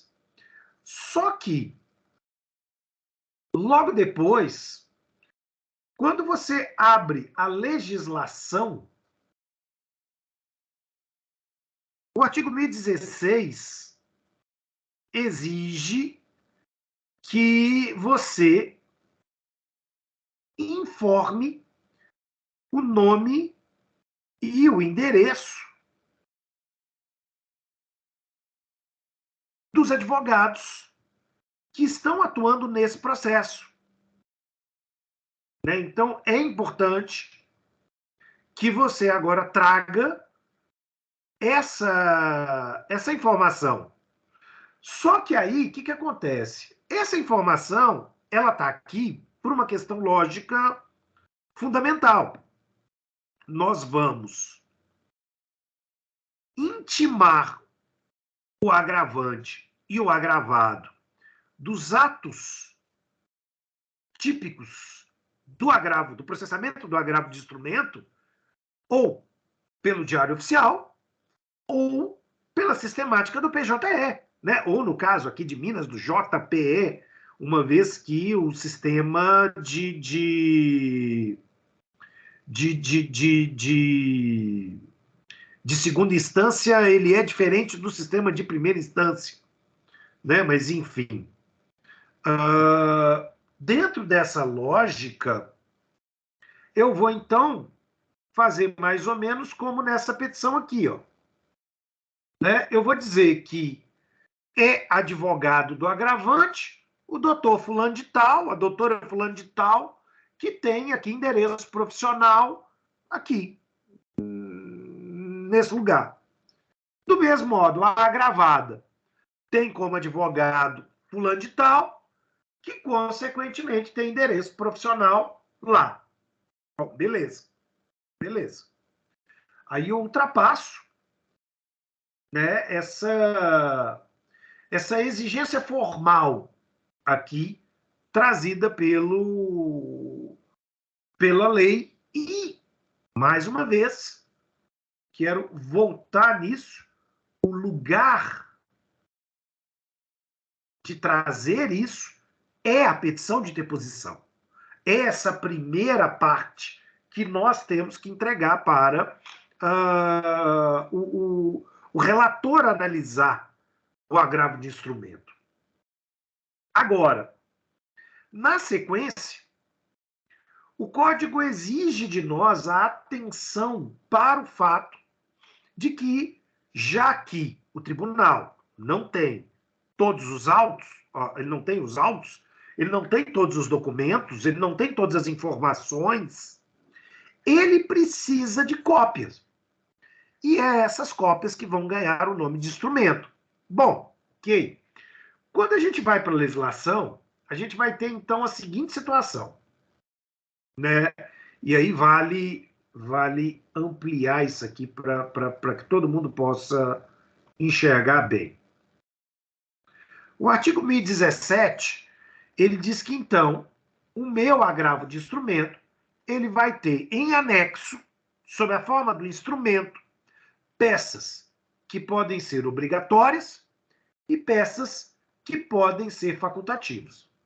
Bom, se eu não juntar uma peça obrigatória, eu vou cair numa situação prevista aqui no Código, no seu parágrafo 3º do 1017, que é o fato que eu vou ser intimado e eu vou ter o prazo para juntar a peça que ficou faltando dentro das peças obrigatórias. Bom, tudo bem. Bom, o que é obrigatório? Dentro da lógica do agravo de instrumento, o que eu vou definir como peça obrigatória, no fim das contas? Cópia da petição inicial, cópia da contestação, cópia da petição que levou a decisão agravada a ser provocada, se ela não foi a contestação, ou se ela não foi a petição, por óbvio, que aí não existe, a própria decisão agravada, porque se você não apresentar essa decisão agravada, como é que o tribunal vai definir se ele está certo ou está errado, né? Decidiu de maneira correta ou não na decisão interlocutória, né? Agora, certidão de intimação da decisão agravada, e aí eu quero lembrar que essa certidão da decisão agravada ela é extremamente importante, porque ela está ligada à ideia do prazo, é com ela que começa a contar o prazo de 15 dias do nosso recurso, procuração do agravante e procuração do agravado, porque também essa procuração ela é fundamental para que a gente demonstre a autorização, né, o recebimento de um mandato para atuar na defesa do agravante, do agravado, enfim, né, enfim. E aí o código diz, ok, essas são as peças obrigatórias. Essas são as peças obrigatórias. Mas e se o réu ainda não foi citado? Vamos imaginar que se trata de uma petição inicial com pedido de tutela provisória negado. O réu nem citado foi. Como é que eu vou juntar cópia da contestação? Como é que eu vou juntar cópia da procuração do réu? Bom, não vou. Não vou. E isso não é um problema, isso não é um estresse, né? Porque o código diz que se alguma dessas peças obrigatórias não existir, eu vou declarar que ela não existe. Tá tudo bem. E tá tudo bem. Né? Eu vou fazer, então, essa declaração de inexistência e show de bola. Resolvido a questão. Tá. E as facultativas? Tudo. Tudo mais que você, eventualmente, quiser juntar. Aí, na prática, o que diversos advogados fazem? Juntam tudo. Juntam cópia integral dos autos para, consequentemente, cobrir o terreno. Né? Essa é uma estratégia possível, viável? Se o processo é físico, aí a gente vai ter só um inconveniente, que é exatamente aqui a tabela de custas, que vai calcular o peso para definir o porte de remessa e retorno. Se você junta no seu agravo de instrumento, observem aqui, procedimento integral com quase 1000 páginas, você vai pagar um custo a mais aqui de mais uns 60, 50 reais, né? Além daqueles 300 e pouco. Então, quanto maior o processo, mais caro o recurso dentro dessa lógica. Ok? Pessoal, mais uma vez, dúvida, né? Vocês preferem fazer o intervalo? Vocês preferem tocar direto e a gente termina mais cedo?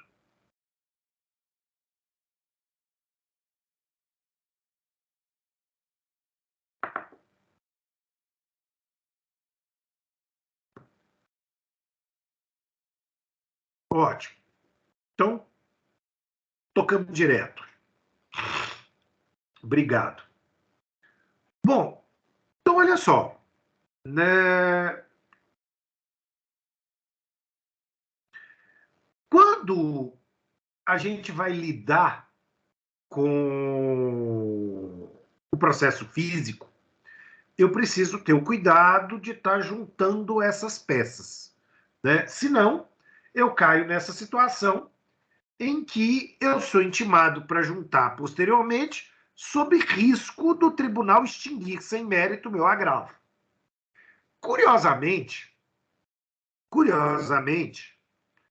o código vai dizer aqui que se o processo for eletrônico, eu não preciso juntar peça.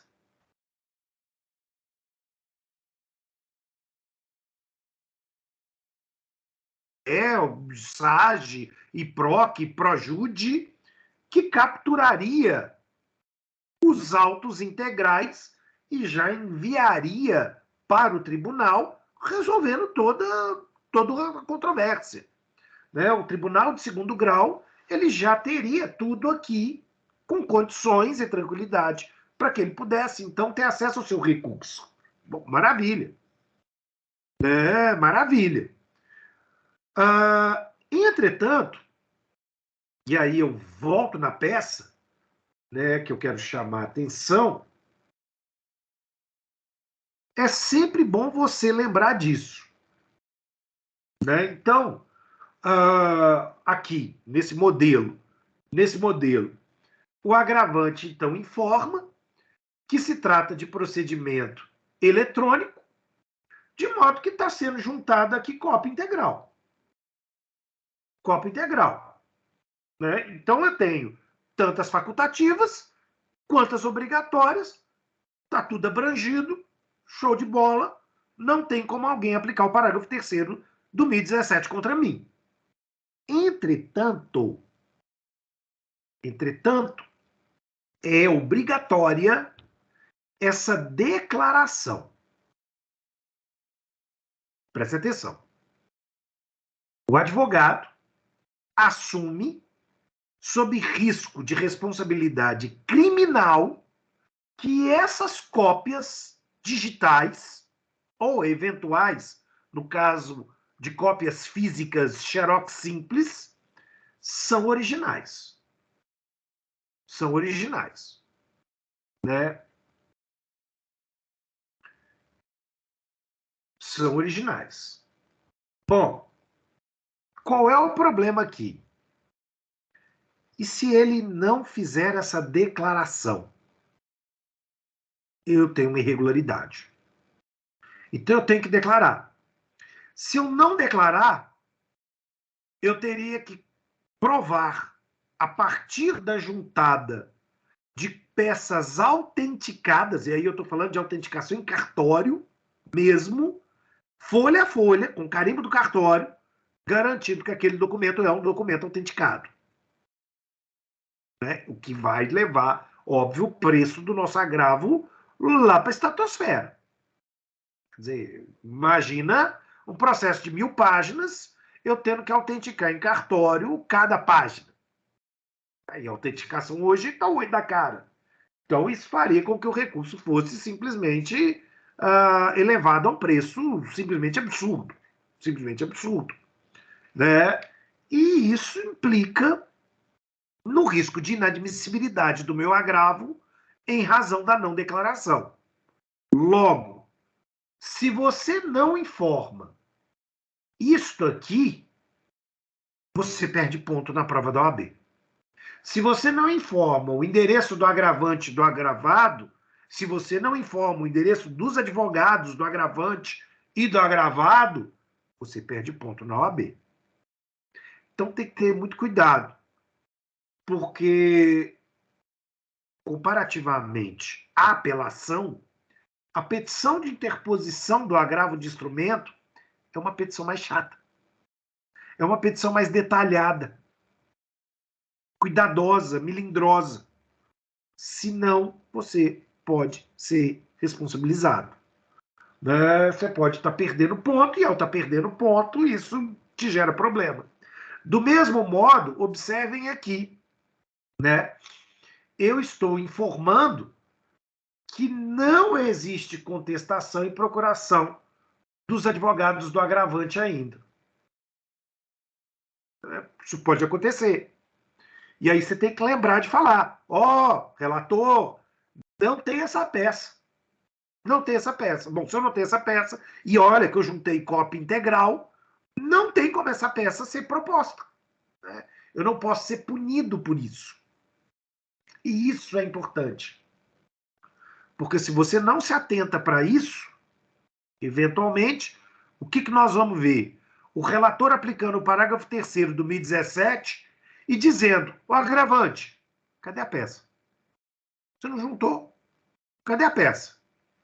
Se a peça não for apresentada, aí você vai ter que explicar, fazer uma petição só para poder explicar isso. Mas olha o trabalho que você está perdendo. Então, é um negócio meio contraproducente. Né? Então, atenção para isso, para que vocês não sejam penalizados na prova da ordem com relação a essa situação. Enfim. Logo depois, eu tenho que lembrar também que eu tenho que juntar o preparo. Ou eu tenho que estar pela gratuidade de justiça. Né? Que aí também é uma situação. Ou seja, eu posso até requerer a gratuidade de justiça em sede recursal. Isso não é um problema. Eu posso requerer a gratuidade em qualquer momento, inclusive no agravo de instrumento, situação na qual eu estou alegando que eu não tenho condições econômicas de arcar com as custas processuais, razão pela qual eu quero que o relator me dê isenção. Mas se eu não requerer, tenho que juntar o preparo. Tenho que juntar o preparo. né? Preciso levar isso em mente. Enfim, aí eu chego aqui no meu agravo de instrumento nos requerimentos. E dentro deles, o que eu quero? Eventualmente, a atribuição de um efeito suspensivo, nós vamos falar disso em um outro momento, para sobrestar a eficácia da decisão, na forma do artigo 1019, a intimação da parte agravada, e aí eu quero, ao final, o provimento do meu recurso. Observem que esta peça, vista de longe, é uma peça formal só para garantir o sucesso da interposição do meu agravo de instrumento. Em contraposição à apelação, observem, é uma peça mais prolixa, por conta das exigências trazidas aqui pelo 1016, pelo 1017. Né? Ultrapassada essa peça, eu vou entrar nas minhas razões recursais. Lembra que a petição de interposição é pré-mérito, é pré-liminar.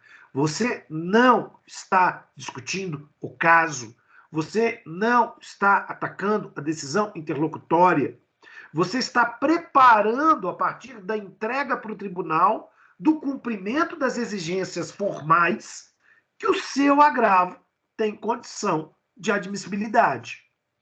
E é aqui, nas razões recursais, que você vai propriamente expor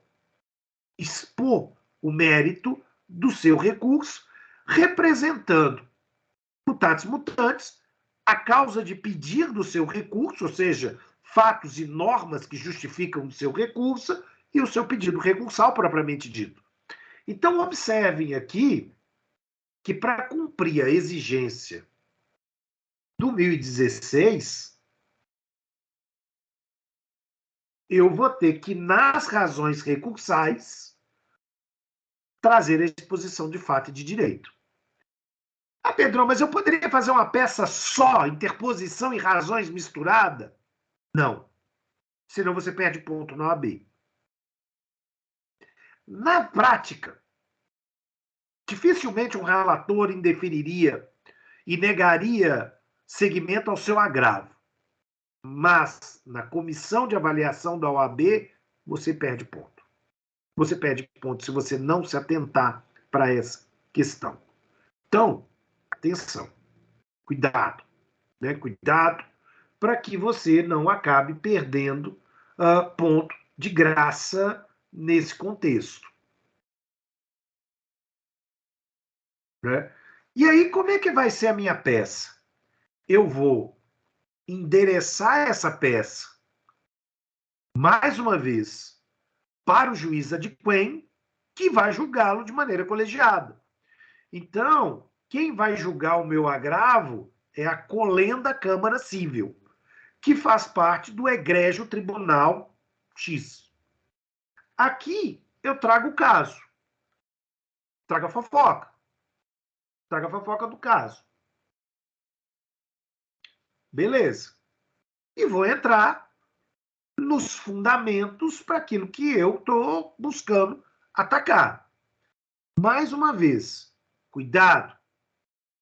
Reforma, eu estou discutindo direito material. Cassação, anulação, eu estou discutindo matéria processual. Esse exemplo é um agravo de instrumento, onde o que eu quero é que a decisão interlocutória seja declarada nula. Eu não quero que o tribunal toque no mérito da decisão interlocutória. Eu quero que ele devolva para que o primeiro grau enfrente novamente a questão superada a nulidade formal, superada a nulidade processual. Então, eu vou ter aqui essa estrutura, eu preciso me atentar a essa estrutura e vou ter a possibilidade de me deparar com uma situação onde, na forma do 1019, eu quero que seja aplicado o efeito suspensivo ao meu recurso. Por quê? O agravo de instrumento, diferente da apelação, ele não tem o recurso suspensivo ex lege. Então, eu preciso requerer. Ah, mas o tribunal pode dar de ofício o efeito suspensivo ao agravo de instrumento? Se você não pleiteou, você não vai receber. Então, você tem que ter um tópico que fale sobre o efeito suspensivo. Tá. Parem um minuto e pensem comigo. Né? Parem um minuto e pensem comigo. Se o legislador estabeleceu para nós, que a regra é que os recursos não têm o efeito suspensivo, está aqui no 995, e que o agravo de instrumento ele é um recurso urgente, porque ataca uma decisão interlocutória que não pode esperar.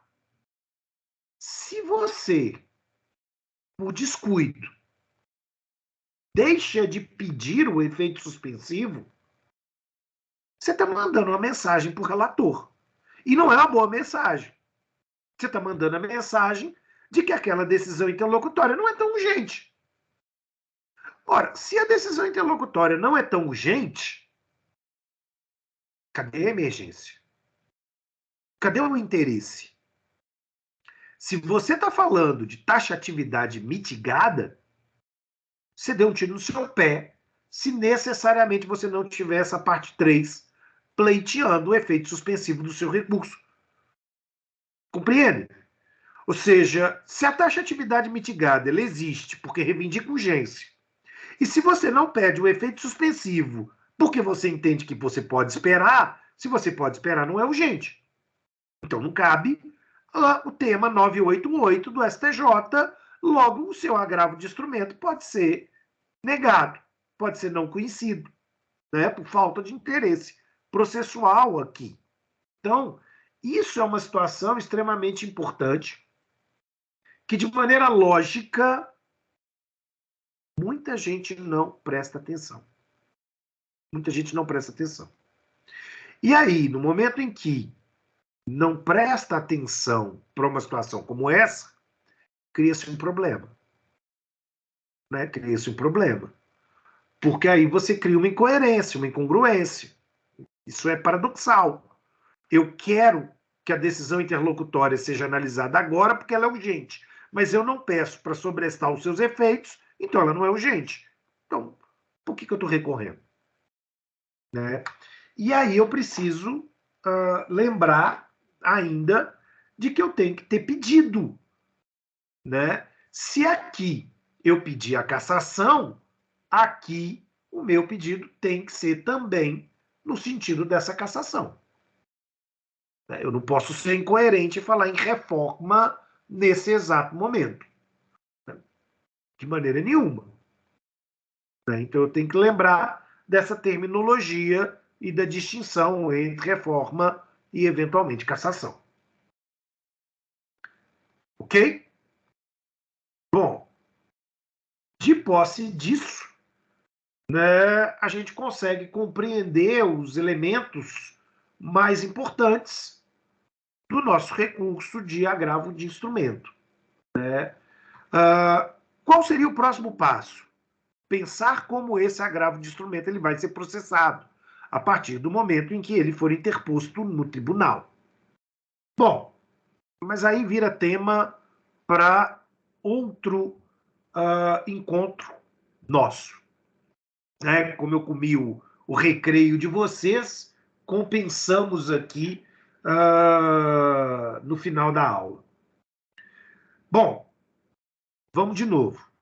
Pessoal, eu preciso lembrar que lá no Canvas tem aberta a atividade para a propositura do primeiro recurso pontuado de vocês, que é a apelação.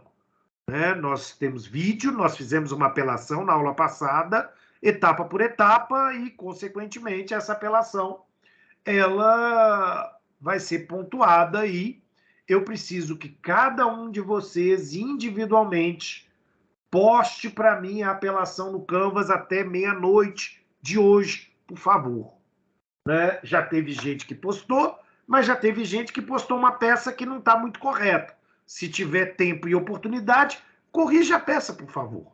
Corrige lá o pedido e corrige o endereçamento do seu agravo de instrumento para você não ser penalizado. Outra coisa, eu vou colocar no Canvas hoje um caso para um agravo de instrumento. Nós vamos ter ainda a próxima aula para fazer o agravo de instrumento e, portanto, eu vou deixar o nosso agravo de instrumento para o dia 10 de março. Então, vocês têm aí 15 dias para elaborar o agravo de instrumento a partir do caso que eu vou estar postando agora no Canvas para vocês. Então, aí vocês vão ter um caso para servir também de estudo, mas na próxima aula, então uma semana antes, ainda eu vou fazer um agravo de instrumento inteiro com vocês para que vocês vejam como fazer. Ficamos combinados assim? Dúvida?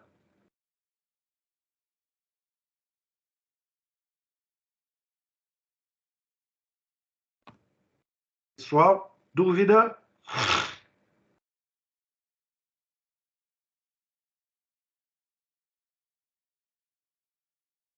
Ótimo. Então, prezados, é isso. É isso. Desejo aqui uma excelente sexta-feira para vocês e até semana que vem. Grande abraço.